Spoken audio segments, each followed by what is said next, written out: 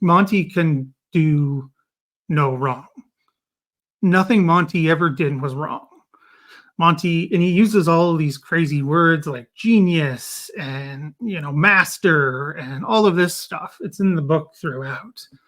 Monty can do no wrong. And those who follow in Monty's footsteps or follow Monty's way of thinking about war are also almost untouchable. And I'm talking about Guy Simmons specifically.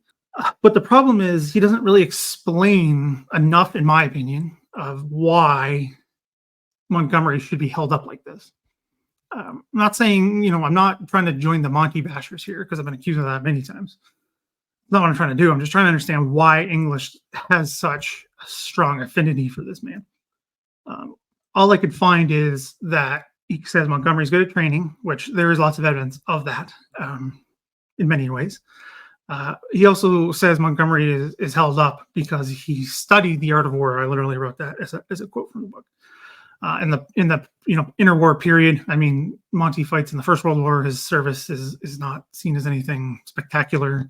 He's not even really mentioned in anything until his fame of the Second World War. So, I mean, I get that. And then he obviously uses things like the retreat to Dunkirk in 1940, and then obviously what happens in the Western Desert. All that kind of stuff to show Monty's, superiority. I don't know what to call it, superior ability. There wasn't enough there for me. And another big theme I took from this is issues of leadership and blame. I've done quite a bit of digging on this and other projects. I mean, I did Hong Kong, right? So it's nothing but blame, pass the buck, whatever you want to call it. I'm not a big fan of that.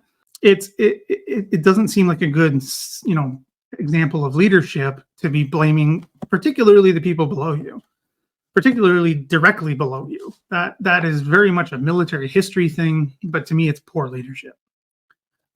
And English lets Monty slide for all of that and actually adds to it with this book, which is a bigger problem with me. So a lot of this is taking Monty's word for gospel because Monty says it, therefore it's correct. Things like training and assessments of Canadian leaders down to, the battalion level, second in commands, all that kind of, even sergeant, regimental sergeant majors. Like it's wild that he just automatically assumes Monty's right, which I don't believe.